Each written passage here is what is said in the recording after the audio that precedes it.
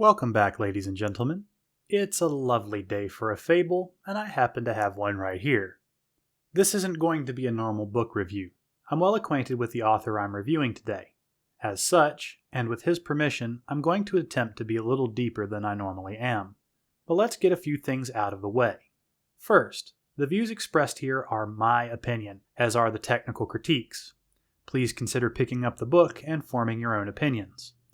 I'm a new author myself, so my advice is far from perfect. Second, if you would like to read or critique my own work, you can follow the links in the description. I appreciate and welcome all feedback. Third, if you like what I do, please consider giving me a like and subscribing to me on either Rumble, YouTube, or Twitter for more book reviews. Without further ado, let's get into Lime's Fable by Iago-chan. We'll begin as we always do with our story, then to what I didn't like, what I did, and my thoughts. Our story begins with Damien waking up after something I'm familiar with from my older days, a 14-hour nap for dinner. This wasn't a lack of food-related nap. Damien was avoiding the full moon. Why, you might ask? Well, this is normal behavior when one of your parents is a werewolf. Lucky for him, the pain from the sunshine streaming through the window can take his mind off it because his other parent was a vampire. It's getting awful deviant art up in here. Fortunate for us, Damien isn't a neon-colored sexual deviant. He's a struggling busboy. As such, he is struggling with many of the same problems that any of us who've worked in the service industry can relate to. Text from coworkers looking to play hooky, boss calling you in because coworker already called in to care for distant fictitious relatives, and the increasing volume of some woman screeching at something or someone. The last of these, unfortunately, was outside of the normal, as a random red-headed woman crashes through his wall covered in military gear and guns. God, I see what you've done for others, and I wish it for myself. Personal prayers aside, this is not Damien's late-night fantasies come to life, as the combat vixen is quickly followed by two devil dogs. Dogs that have too many legs, rocky skin, and what appears to be leprosy. Maybe Damien needs to lay off the Benadryl. Instead of descending further into Demerol-induced hallucinations and meeting the man with the hat, Damien takes action.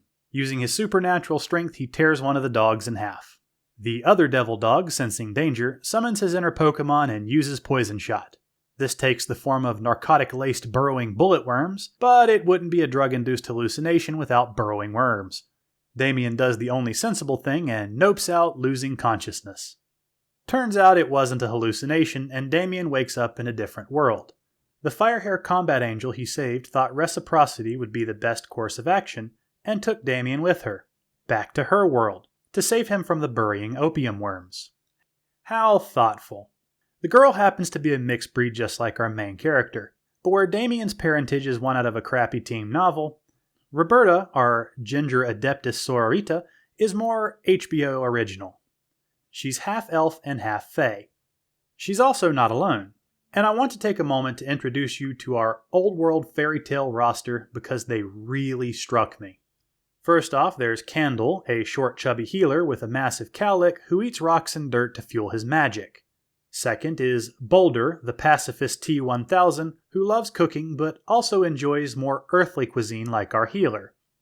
Next, there's Master Long Ma, a sorcerer called a cultivator that fights while riding on a flying sword like a witch rides a broom. And lastly, Lou, an old man with a sketchbook and a rusty hatchet. This book earns an extra star just because its cast reminds me of early 2000s Sci-Fi Channel, and I got all nostalgic. We join our late-stage D&D party on their quest to slay a five-eyed dragon in the land of Obscura. Damien is a little sketched out, but has no other choice but to join the quest. The main reason for this is that they simply don't have the power to get him home. You see, Roberta has some talismans Master Ma gave her that allow her to dimension hop when she's in trouble. This hop takes her right back to the Master. But something went wrong on her first one and she ended up in Damien's bedroom. Since she had to use her last one to bring Damien to a healer, and the talisman only brings her back to the Master, they need some rare ingredients to get Damien home. It's not all bad. The Master offers to give Damien some much-needed training so he can use the genetic gifts his parents left him.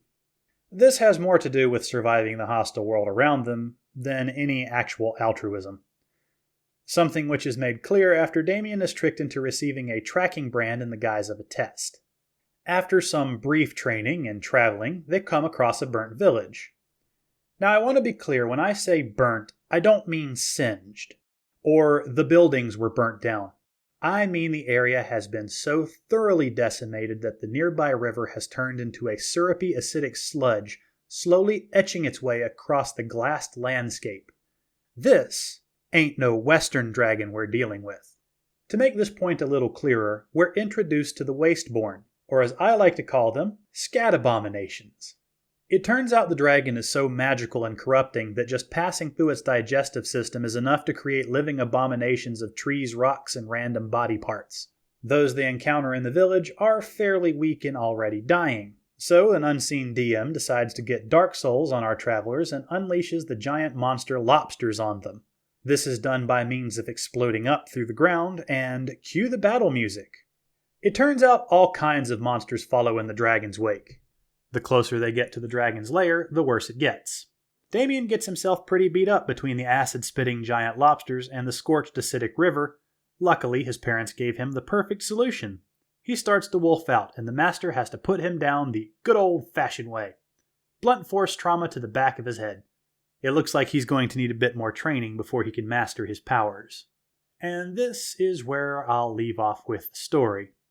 This is roughly 30% of the way in. If you can't tell by my recap, I had a lot of fun with this story. But before we get into what I liked, I have to get into my dislikes.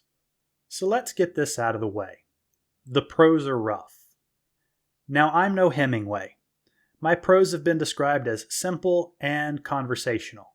That being said, these are pretty bad. They make the story feel more like a second draft than a finished product. This is a problem I've run into with a number of indie authors. Editors are expensive, and they can be time-consuming. In writing, they're a necessary evil. Most people will probably be turned off by the rough nature of the prose, and unfortunately, that wasn't the only issue. There are issues in the structure as well. There are a few sections, usually action sections, where I got lost. I went back and reread the sections a few times, but still had issues understanding what was going on. The biggest examples being the fight with the lobster monsters, i.e. I'm still not sure if there were one or multiple, and the fight with the dragon offspring. It was just hard to follow the action. These are the biggest issues structure-wise, and unfortunately they do pull you out of the story. This isn't too big an issue to fix, as most beta readers would catch this, and I think this story needed a few more.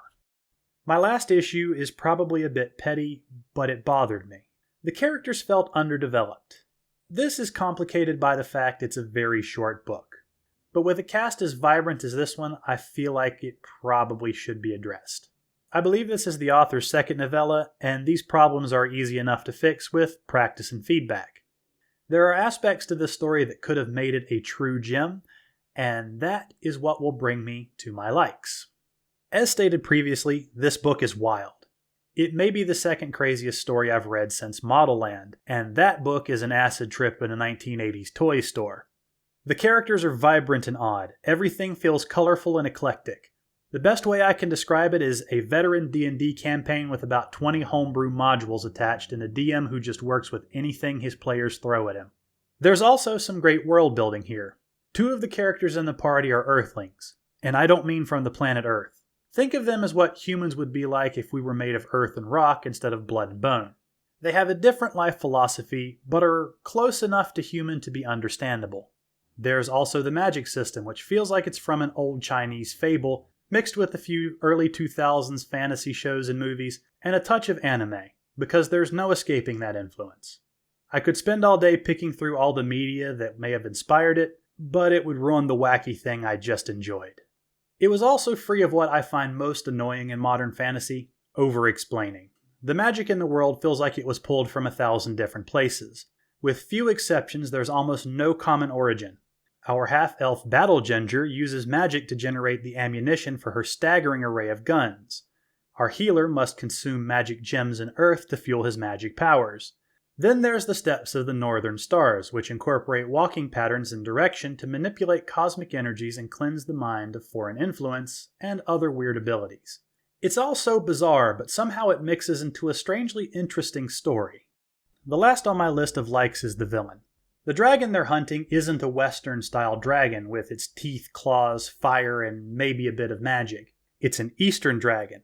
It controls the weather, it controls the river, it controls the land. Abominations follow in its wake. It's impervious to normal and even magical damage. It's less a living creature and more a corrupted force of nature, made all the more horrifying by its sentience. Its reasons for doing what it's doing are hard to comprehend, and its nature and reason for existing aren't grounded in natural logic. It's a perversion of the natural, which is what makes it such an understandable foe. We don't need a long-winded explanation of its motives. It's a force of destruction and corruption. There's no reason to quibble about killing it because it's unquestionably evil, which made this novella nice and refreshing. So let's get into my thoughts. While I really enjoyed the wackiness of the story and the characters, the flaws in the prose and structure will probably turn many people off. I read a lot of books, so I have an easier time getting past such things. There's also the problem of feeling lost while reading the story due to what feels like missing details. Running this story by some seasoned beta readers would have done it wonders. I feel like a chance was missed to give the prose a more arcane tilt. Not too much, but something to make it feel a little antique and maybe a touch more exotic. Maybe a little bit more esoteric.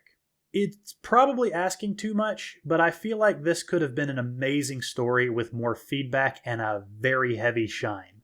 The story and setting are odd enough to be interesting. The powers and background of the two most prominent characters feel a little trite, but it's leveled out by the additional oddness of the others. They don't feel so out of place once you add the grab bag of tagalongs.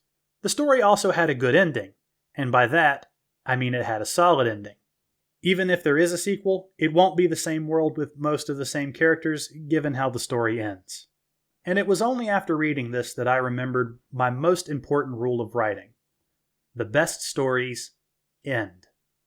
And with that, I wish you all good luck. Thank you for listening. If you have any books you'd like me to review, or you yourself are an author and would like me to review your work, please leave a link down in the description, and remember, please keep the conversation in the comments civil. If you'd like to critique my own work, you can find links in the description. I welcome all comments, all criticism, even if you didn't like it.